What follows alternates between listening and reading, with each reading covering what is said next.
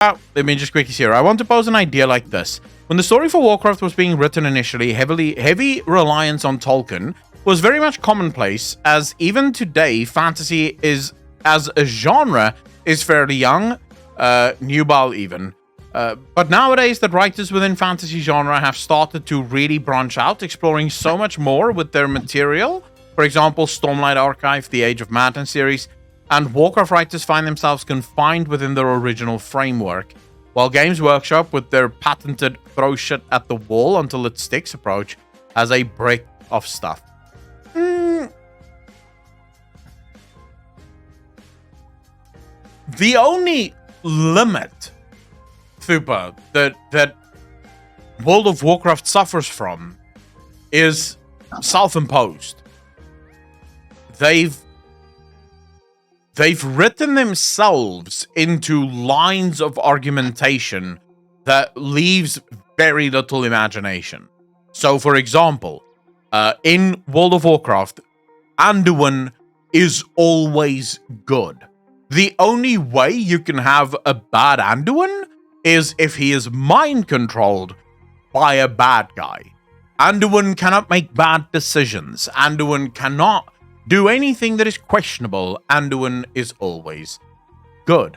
Malfurion is always sleeping. Malfurion does nothing other than fucking sleep, other than calling out for Tyrande because someone is disturbing his sleep and really wants Tyrande to take care of it.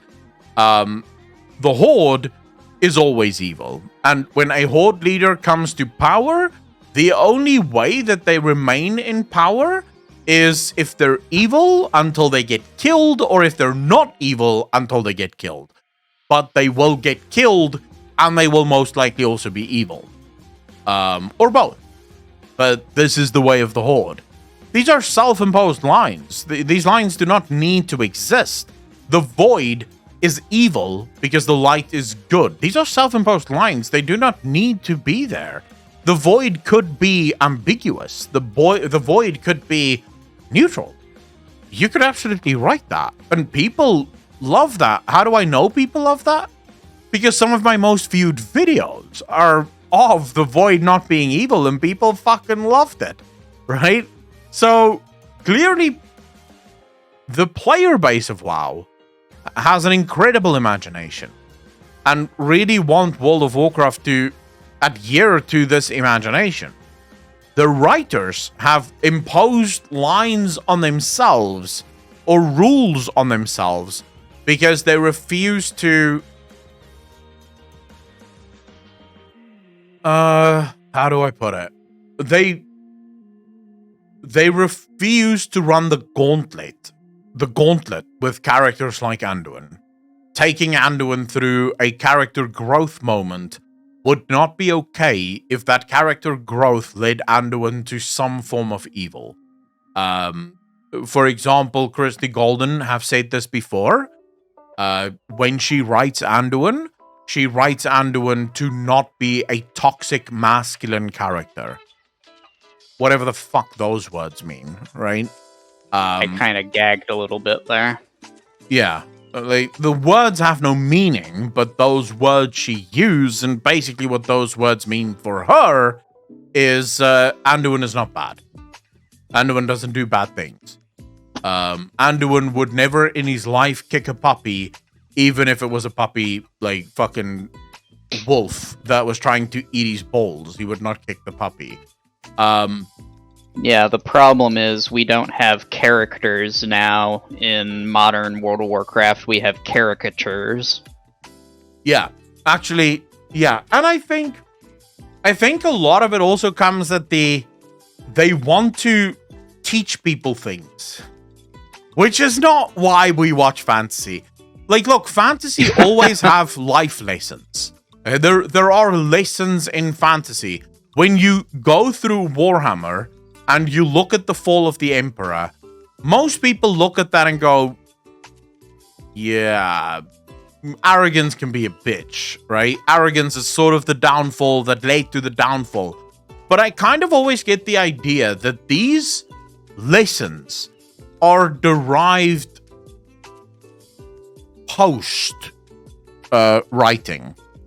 it wasn't written in such a way that arrogance would be the lesson to take away from it.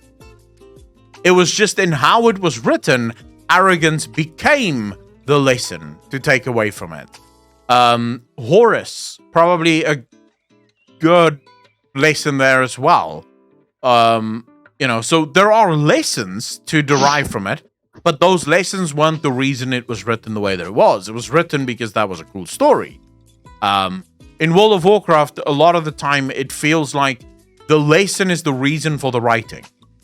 So we want people to understand this, this, and this. So let's write a story that makes people understand this, this, and this. Those stories never work. Never. We've seen countless movies fail miserably because the story wants to push an idea that no one gives a fuck about. We've seen many games fail and falter because they're trying to write a story that is teachable moments. I don't want to watch a fucking movie that's going to teach me shit, right? If I learn something from watching a movie, it has to be purely by accident, because I'm here to be entertained, right? That's the end of the fucking road. I don't give a fuck about what life lessons you want to teach. I just want to be entertained. I had a rough day, I had a long stream. I just want to sit back and I want to relax and I just want to enjoy myself. Yeah, I don't know. Like, that's about as much as I can say on that, to be honest.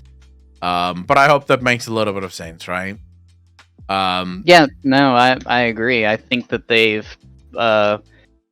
strayed too far into this whole we have to have a hyper aware, like, major motive behind all this, instead of just you guys realize this is literally our escapism. This is our entertainment. Yeah, we don't want any lectures in the stuff that we play to get away from how the real world is. Yeah, the truth is, stories can sometimes just be cool, and that is okay, right? That is okay. Sometimes stories can literally just be cool, and no one's gonna mind. It's a cool story, bro. If it gives a fuck, right? If it's a teachable moment or whatever, it's cool. I like it. And yeah. Anyways, thanks for the question. I really appreciate that, bro.